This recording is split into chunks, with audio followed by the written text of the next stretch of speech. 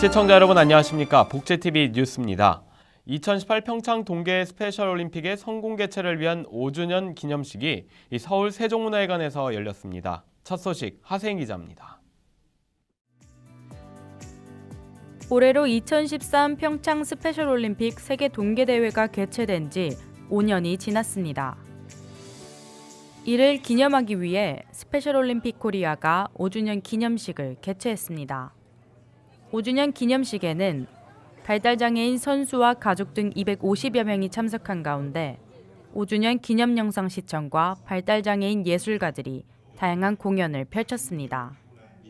기념식에 참석한 스페셜올림픽 코리아 고은길 회장은 5주년 기념을 비롯해 올해 열리는 평창 동계올림픽과 동계 패럴림픽의 성공적인 개최를 기원한다고 말했습니다. 단순한 기념의 의미를 넘어서 이제 금년에 저희가 평창 올림픽과 패럴림픽을 갖다가 하지 않습니까? 그래서 거기에 대한 국민적인 관심을 고취시키고 또 성공적인 대회를 갖다 치르기 위해서 지난 2013년에 느꼈던 스페셜올림픽의 감동. 올해 평창에서 다시 한번 재현되길 기대합니다. 복지TV 뉴스 하세인입니다. 다음 소식입니다. 2018 평창 동계올림픽 개막이 얼마 남지 않았습니다. 이 개막식이 열리는 올림픽 스타디움에 깊은 의미가 담겨있는 조형물이 설치됐다고 합니다. 최지희 기자입니다. 개막식이 열리는 올림픽 스타디움. 이곳 올림픽 스타디움 정문에 김석원 전 쌍용그룹 회장의 공적을 기른 조형물이 설치됐습니다. 조형물은 지역 주민들이 김석원 회장이 스키장 개발을 앞두고 오래전에 스케치북에 그렸던 대관령의 미래를 모티브로 한 작품을 토대로 설계됐습니다. 제막식에 참석한 김석원 회장은 45년 전 이곳 대관령 기슭 용평이 동계올림픽 개최지로 변화된 것에 많은 생각을 하게 된다고 말했습니다. 미래 꿈을 생각했던 것이 이 조형물에 다 잠겨 있습니다. 감개무량합니다. 이 하늘 아래 첫 동네인 행계 동네에서 올림픽이 열린 데니 정말 더 이상 표현할 길이 없습니다. 이 감격이라 그럴까요? 훌륭한 올림픽을 치러내시길 바랄 뿐입니다. 특히 이번 조형물은 지역 주민들이 뜻을 모아 설치하게 됐다는데 깊은 의미가 담겨 있습니다. 평창 동계올림픽 이기까지 우리 김석원 회장님이 뿌린 씨앗이 있기 때문에 오늘 올림픽을 하게 됐나 생각합니다. 그래서 오늘 너무 뜻이 깊고 오늘 이 자리를 보니까 감개무량합니다. 45년 전 불모지 대관령 기슭을 세계적인 동계 스포츠의 요람으로 일궈낸 김석원 전 쌍용그룹 회장. 대관령의 눈마을 평창이 겨울 스포츠의 요람으로 전 세계에 알려지길 바랍니다. 복지TV 뉴스 최지입니다. 대한장애인체육회가 이천훈련원에서 2018년도 국가대표 훈련 개시식을 가졌습니다. 개시식에는 문화체육관광부 도종환 장관과 선수, 지도자 등이 참석한 가운데 진행됐습니다. 도 장관은 개시식에서 이번 평창 동계 패럴림픽과 자카르타 장애인 아시안게임에 참가하는 국가대표와 지도자들의 강인한 의지에 큰 박수를 보낸다고 밝혔습니다. 대한장애인체육회 이명옥 회장은 올해는 장애인 아시안게임에서 연금 포인트를 적용하는 첫 해라며 선수들 모두가 최선을 다해 아시안게임에서 좋은 성적을 내기를 바란다고 말했습니다. 장애계가 한국장애인고용공단 서울지사에서 장애인 수용시설 희생자 합동추모제를 진행했습니다. 이번 합동추모제는 원주 귀례 사랑의 집과 인천 해바라기 시설 희생자들에 대한 추모의 자리였습니다. 추모제 참석자들은 마련된 영정사진 앞에 헌화하며 추모하는 시간을 가졌습니다. 한편 장애계는 정부가 더 이상 장애인 거주시설을 복지라는 이름으로 지원하는 것이 아닌 탈시설과 자립생활 정책을 시행해야 한다고 주장했습니다. 재단법인 장애인기업종합지원센터는 지역센터 임직원들이 참석한 가운데 2018년도 비전 경영목표 선포식을 가졌습니다. 선포식은 전국 16개 지역센터 임직원이 참석한 가운데 진행됐습니다. 선포식에서는 미래성장 역량 확보와 기업 지원 서비스 강화 등 전략 실행 과제가 제시됐습니다. 아울러 센터는 올해 목표와 가치가 국가 경제 성장에 중요한 역할을 할 수 있도록 최선을 다하겠다고 밝혔습니다. 한편 선포식 이후에는 각 지역센터 기관장과 직원들이 중장기 경영 목표와 관련해 예산계획 집행 투명성 확보, 판로 기반 구축 활성화, 장애인 기업 육성을 위한 정책 개발 등에 대해 발표하는 시간을 가졌습니다. 제10대 서울시 장애인복지관협회 회장의 조석영 강북장애인복지관 관장이 연임된 가운데 저희 복지TV가 조석영 회장을 만나 이야기를 나눴는데요. 함께 만나보시죠. 네, 제10대 서울시 장애인복지관 협회장으로 취임한 조석영입니다. 지난 2년 7개월간 함께해준 우리 장애인 단체, 또 부모님들, 또한 서울시의회, 또 장애 관련된 직능협회들, 또 사회복지 직능협회들, 우리 관장님들 모두 감사드리고요. 예, 앞으로도 교류연대 함께 해주시기를 부탁드리겠습니다. 향후 3년에는 실제적으로 장애인들이나 가족들의 삶이 변화될 수 있도록 또 주변의 요구들이 반영될 수 있도록 추진할 예정입니다. 10대에는 지난 9대에 이어서 좀 더 깊이 있게 교류연대를 계속할 예정입니다. 각 단체나 협회들의 고유의 기능이 있습니다. 그 기능을 서로 존중하면서 또한 각 협회들의 강점들이 있습니다. 그 강점들을 서로 공유하면서 연대 교류 상생하면서 서로 장애인들의 삶의 질을 위해서 노력하고자 합니다. 법인이나 시설장님들의 인식의 변화가 상당히 중요하다고 먼저 봅니다. 인권에 대한 민감성을 갖고 개방적인 운영을 해야 되겠고요.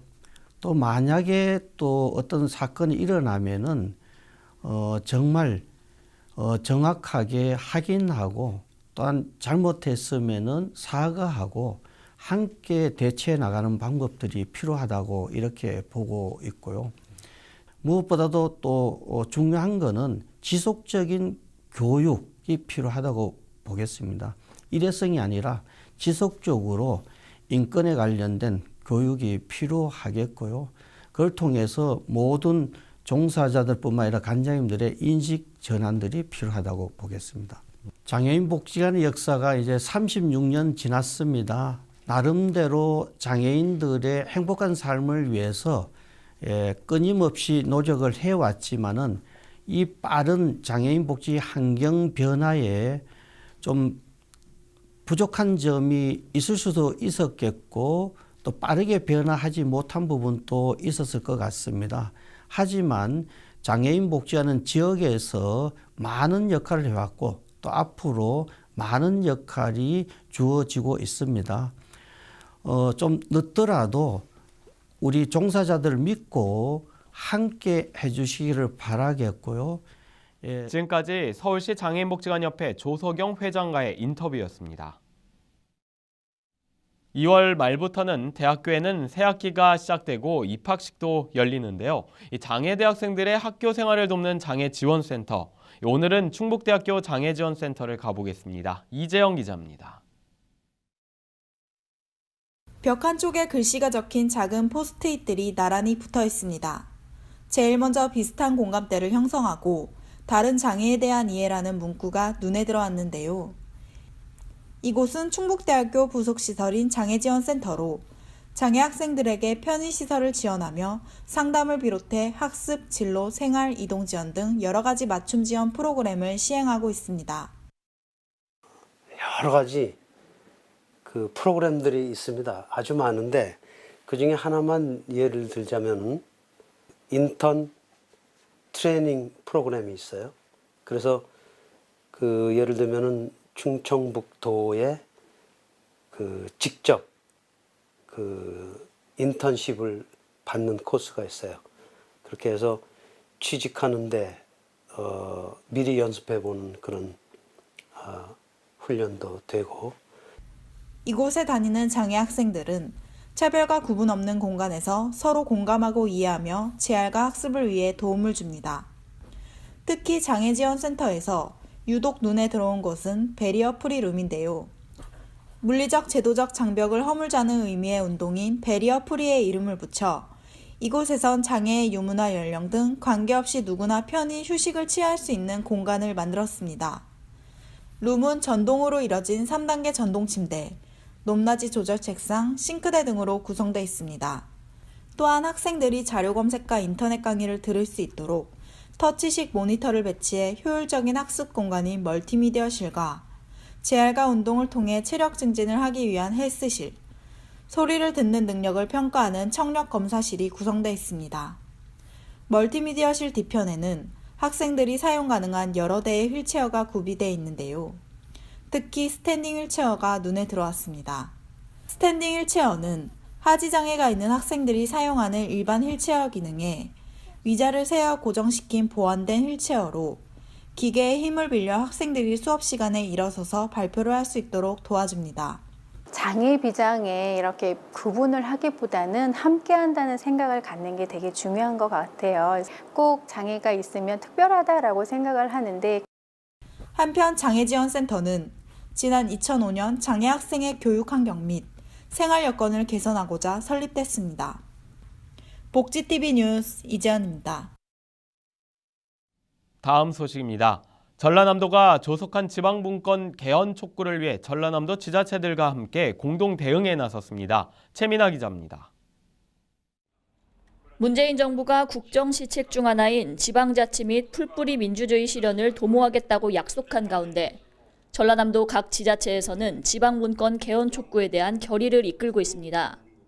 이들은 실질적인 지방자치가 뿌리 내리도록 선도적인 역할을 할 것과 시민 민주주의의 초석을 다져놓을 것을 다짐하며 분권 개헌에 대한 강한 의지를 선보였습니다.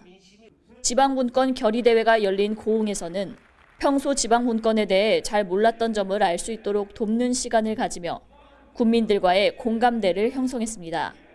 각 시군의 노력도 돋보입니다. 여수시는 자치분권 여수 네트워크를 출범해 자치분권에 대한 활발한 활동을 펼치고 있으며 순천시는 생활 속 자치분권 열기 확산을 위해 1000만 서명운동을 진행하는 모습을 보였습니다. 지방분권 개헌을 촉구하는 전라남도 각 시군의 열의가 전국의 분권 바람을 일으켜 시민의 삶을 바꾸는 건강한 지방자치를 실현할 수 있을지 주목됩니다. 복지TV 뉴스 최민아입니다. 전남 백운산을 생각하면 가장 먼저 떠오르는 것들이 무엇일까요? 다양한 것들이 있지만 아마도 고로쇠 수액을 한 번쯤 생각해 보셨을 겁니다. 고로쇠 수액 채취가 시작됐다고 합니다. 유수영 기자입니다. 입춘을 앞두고 추위와 한파가 계속되고 있지만 광양시는 올해도 전국 제1회 고로쇠 수액 명성을 지키기에 여념이 없습니다. 광양 백운산 고로쇠는 수분 함량이 높은 토양과 고지대에서 채취되며 적절한 기후 조건으로 개운한 물맛과 좋은 향을 지닌 것이 특징으로 그 효과도 탁월하다고 알려졌습니다.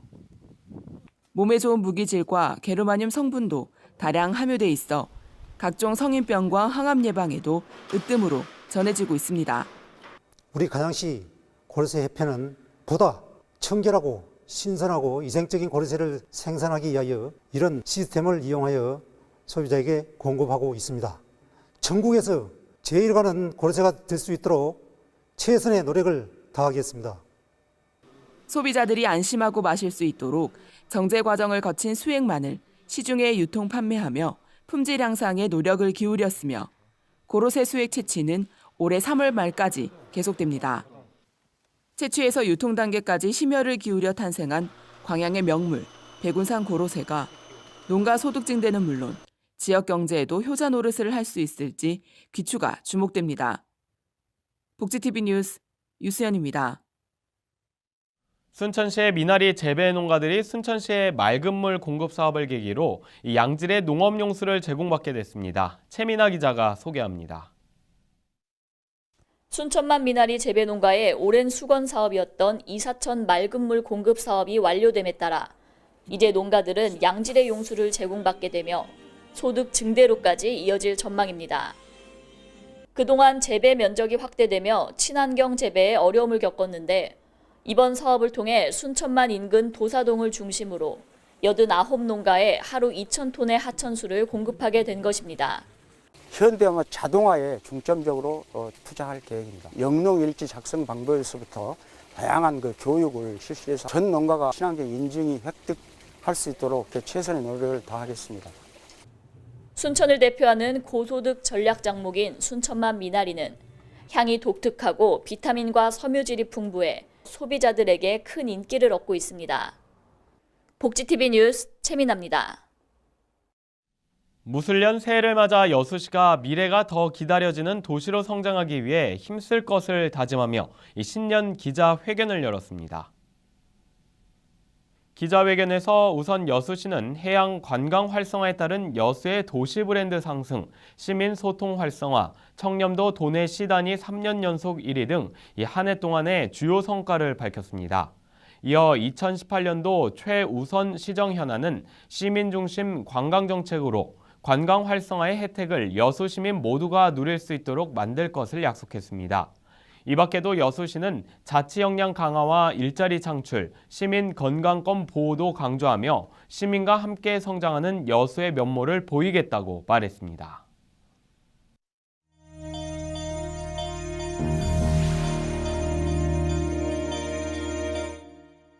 계속해서 간추린 소식 전해드립니다.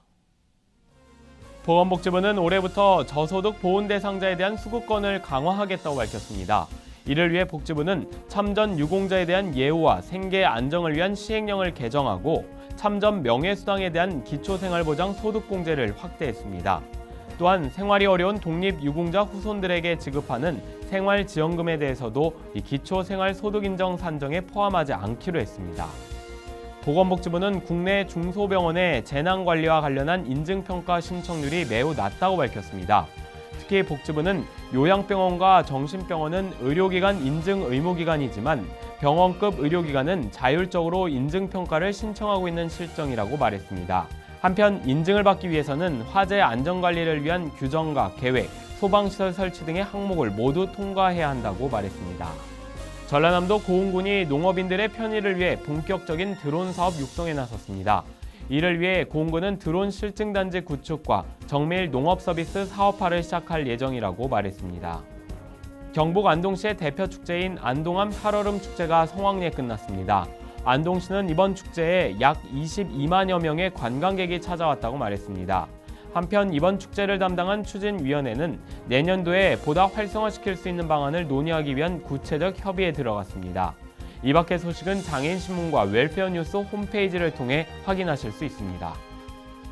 2018 평창 동계올림픽과 동계 패럴림픽의 개막이 얼마 남지 않았습니다. 국민들의 관심이 강원도 평창과 강릉, 정선으로 모이고 있는데요.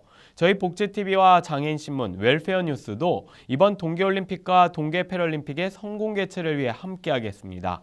시청자 여러분의 많은 관심 바랍니다. 복지TV 뉴스를 마칩니다. 시청해주신 여러분 고맙습니다.